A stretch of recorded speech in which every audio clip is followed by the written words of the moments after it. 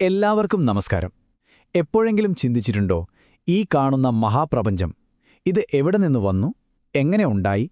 ശൂന്യതയിൽ നിന്നാണോ ഇതെല്ലാം ഉണ്ടായത്? നമ്മളെ എപ്പോഴും കുഴപ്പിക്കുന്നൊരു ചോദ്യമാണിത്, അല്ലേ?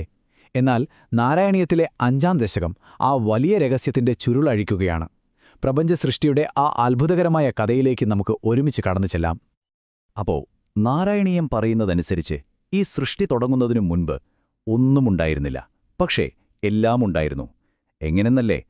ഈ കാണുന്ന പ്രപഞ്ചം മുഴുവൻ ഒരു സാധ്യതയായി, ഒരു വിത്തായി ആ പരമാത്മാവിൽ ഒതുങ്ങിക്കിടക്കുകയായിരുന്നു.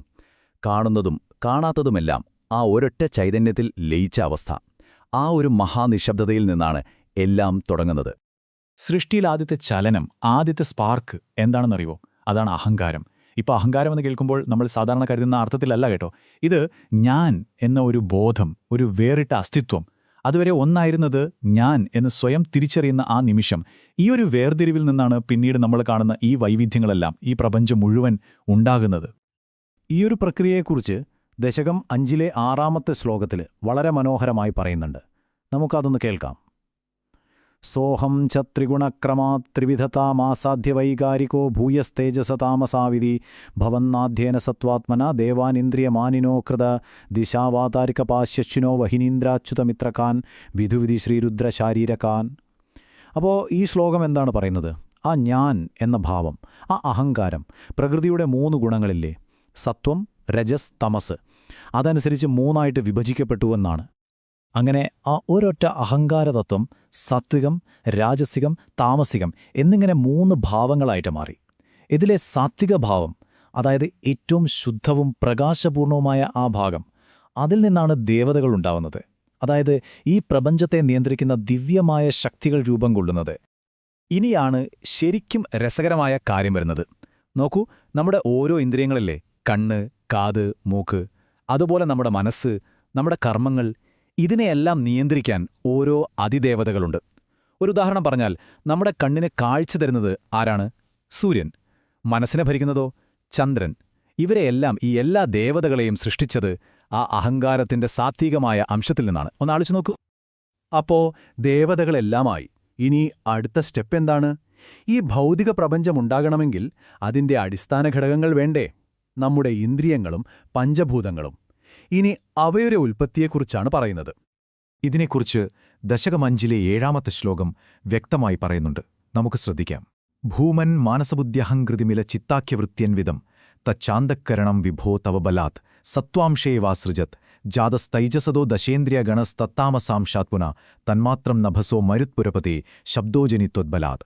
കണ്ടില്ലേ, ഭഗവാന്റെ ശക്തി കൊണ്ട് ആ 3ആയി വിഭജിച്ച അഹങ്കാരത്തിന്റെ ഓരോ ഭാഗവും എന്തൊക്കെയാണ് സൃഷ്ടിച്ചതെന്ന് ഇതിൽ വ്യക്തമാക്കുകയാണ്.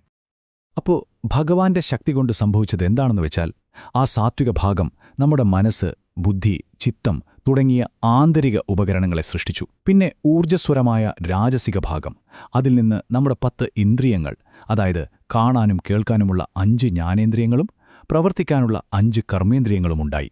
ഇനി ആ ജഡമായ താമസിക ഭാഗത്തു നിന്നോ, അതിൽ നിന്നാണ് ഈ പ്രപഞ്ചത്തിലെ ഏറ്റവും സൂക്ഷ്മമായ ആദ്യത്തെ ഘടകം, അതായത് ശബ്ദം എന്ന തന്മാത്ര ഉണ്ടാകുന്നത്. ഇനി 8-ാമത്തെ ശ്ലോകം ഒരു ശൃംഖല പോലെയാണ് പഞ്ചഭൂതങ്ങൾ എങ്ങനെ ഉണ്ടായി എന്ന് വിവരിക്കുന്നത്. വളരെ രസകരമാണത്. നമുക്ക് കേൾക്കാം. ശബ്ദാദ് വ്യോമ തതഃ സർജിത വിഭോ സ്പർശം തതോ മാരുതം തസ്മാത് രൂപം അതോ മഹോധച രസം തോയം ച ഗന്ധം മഹീം ഏവം മാധവ പൂർവപൂർവകലനാദാദ്യ ധർമാൻവിധം ഭൂതഗ്രാമമിമം ധ്വമേവ ഭഗവൻ പ്രാകാശയസ്താമസാത്. ശരി, അപ്പോൾ ഈ ചെയിൻ റിയാക്ഷൻ എങ്ങനെയാണ് പ്രവർത്തിച്ചതെന്ന് നമുക്ക് നോക്കാം. നോക്കൂ, ഇതെത്ര ലളിതവും മനോഹരവുമാണെന്ന്. താമസിക അഹങ്കാരത്തിൽ നിന്ന് ശബ്ദമുണ്ടായി.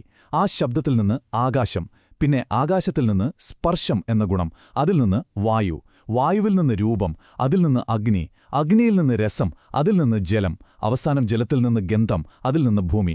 ഇതിലെ ഏറ്റവും പ്രധാനപ്പെട്ട കാര്യം എന്താണെന്നറിയുമോ? ഓരോന്നായി ഉണ്ടാകുമ്പോഴും അതിനു മുൻപുള്ളതിന്റെ ഗുണം കൂടി ഇതിന് ലഭിക്കുന്നുണ്ട്. അതുകൊണ്ടാണ് അവസാനമുണ്ടായ ഭൂമിക്ക് ശബ്ദം, സ്പർശം, രൂപം, രസം, ഗന്ധം, ഈ 5 ഗുണങ്ങളുമുള്ളത്. അത്ഭുതം തന്നെയല്ലേ? അപ്പോൾ ശരി, പ്രപഞ്ചമുണ്ടാക്കാനുള്ള എല്ലാ സാധനങ്ങളും റെഡിയായി. ദേവതകളുണ്ട്, ഇന്ദ്രിയങ്ങളുണ്ട്, പഞ്ചഭൂതങ്ങളുണ്ട്, എല്ലാം തയ്യാർ. പക്ഷേ ഒരു പ്രശ്നമുണ്ട്. ഇതെല്ലാം വെവ്വേറെ നിൽക്കുകയാണ്, ഒരു ഊർജവുമില്ലാതെ, നിർജ്ജീവമായിട്ട്. അവയ്ക്ക് തനിയെ ഒന്നിച്ചു ചേർന്ന് ഈ കാണുന്ന പ്രപഞ്ചമായി മാറാൻ ഒരു കഴിവുമുണ്ടായിരുന്നില്ല. അപ്പോൾ പിന്നെ എന്ത് സംഭവിച്ചു? ഇവിടെയാണ് കഥയുടെ ഗതി മാറുന്നത്. ഈ വേറിട്ട് നിന്ന കഷ്ണങ്ങളെല്ലാം ഒന്നിച്ചു ചേരാൻ ഒരു ദിവ്യമായ ഇടപെടൽ തന്നെ വേണ്ടിവന്നു. ആ അവസ്ഥയെക്കുറിച്ചാണ് 9-ാമത്തെ ശ്ലോകം പറയുന്നത്. ഏതേ ഭൂതഗണാസ്തദേന്ദ്രിയഗണ ദേവാശ്ച ജാത പൃഥങ്ക് നോ ഷേകുർഭുവനാണ്ഡ നിർമ്മിതി വിധൗ ദേവൈരമീഭിസ്തദാ ത്വം നാനാവിധസൂക്തിഭിർനുദഗുണ തത്വാനി മൂന്യാവിഷം ചേഷ്ടാശക്തിമുദീര്യ താനി ഘടയൻ ഹൈരണ്യമണ്ഡം വ്യഥ. ഇതിന്റെ അർത്ഥം ഇതാണ്: തങ്ങൾക്ക് സ്വന്തമായി ഈ പ്രപഞ്ചം നിർമ്മിക്കാൻ കഴിയില്ലെന്ന് മനസ്സിലാക്കിയ ദേവതകളെല്ലാം എന്തു ചെയ്തു? അവർ ഭഗവാനെ സ്തുതിച്ച് പ്രാർത്ഥിക്കാൻ തുടങ്ങി. അതായിരുന്നു ആ നിർണായകമായ നിമിഷം. ദേവതകളുടെ പ്രാർത്ഥന കേട്ട ഭഗവാൻ തന്റെ ചൈതന്യം കൊണ്ട് നിർജീവമായി കിടന്ന ആ ഓരോ തത്വങ്ങളിലേക്കും പ്രവേശിച്ചു. അവയ്ക്ക് ജീവൻ നൽകി ചലിക്കാനും ഒന്നിച്ചു ചേരാനുമുള്ള ഊർജം കൊടുത്തു. അങ്ങനെ ആ മഹത്വത്വങ്ങളെല്ലാം ഒന്നായി ചേർന്ന് പ്രപഞ്ചത്തിന്റെ ബീജമെന്നു പറയാവുന്ന ഹിരണ്യാണണ്ഡം എന്ന ഒരു സ്വർണ്ണമുട്ട രൂപം കൊണ്ടു. അങ്ങനെ സൃഷ്ടി അതിന്റെ പൂർണ്ണതയിലേക്ക് എത്തുകയാണ്. ആ സ്വർണ്ണമുട്ട വിരിഞ്ഞ് എങ്ങനെയാണ് ഈ വിശ്വമുണ്ടായത് എന്ന് നമുക്ക് നോക്കാം, അല്ലേ? ഈ ദശകത്തിലെ അവസാനത്തെ ശ്ലോകം ആ മഹത്തായ വിശ്വരൂപത്തെയാണ് വർണ്ണിക്കുന്നത്. നമുക്ക് കേൾക്കാം. അണ്ഡം തത്ഖലു പൂർവസൃഷ്ടസലിലെ അധിഷ്ഠത് സഹസ്രം സമാഹ നിർഭിന്ദന്ന കൃതാസ് ചതുർദശ ജഗദ്രൂപം വിരാടാഹുയം സാഹസ്രൈഹി കരപാദമൂർധനി വഹൈർ നിശേഷ ജീവാത്മകോ നിർഭാദോസി മരുത്പുരാധിപ സമാം ത്രായസ്വ സർവാമയാത്. ഈ ശ്ലോകത്തിന്റെ അവസാനം ശ്രദ്ധിച്ചോ?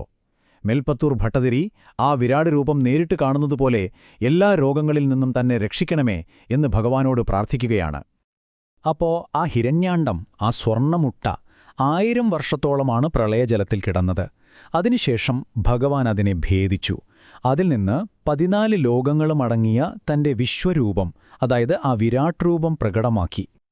ആയിരക്കണക്കിന് കൈകളും കാലുകളും തലകളുമുള്ള ആ വിരാട് പുരുഷൻ അത് മറ്റാരുമായിരുന്നില്ല, ഈ പ്രപഞ്ചത്തിലെ എല്ലാ ജീവജാലങ്ങളുടെയും ഒരുമിച്ചുള്ള രൂപമായിരുന്നു, സർവ്വചരാചരങ്ങളുടെയും ആകെത്തുക.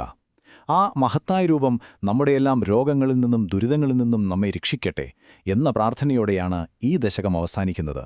അങ്ങനെ ഒന്നുമില്ലായ്മയിൽ നിന്ന് ഭഗവാന്റെ ഇച്ഛാശക്തി ഒന്നുകൊണ്ട് മാത്രം ഈ മഹാപ്രപഞ്ചം രൂപം കൊണ്ടു. നാരായണീയത്തിലെ ഈ അത്ഭുതകരമായ സൃഷ്ടിരഹസ്യം കേട്ടിരുന്ന എല്ലാവർക്കും നന്ദി. പോകുന്നതിനു മുൻപ് ഒരു ചെറിയ കാര്യം കൂടി.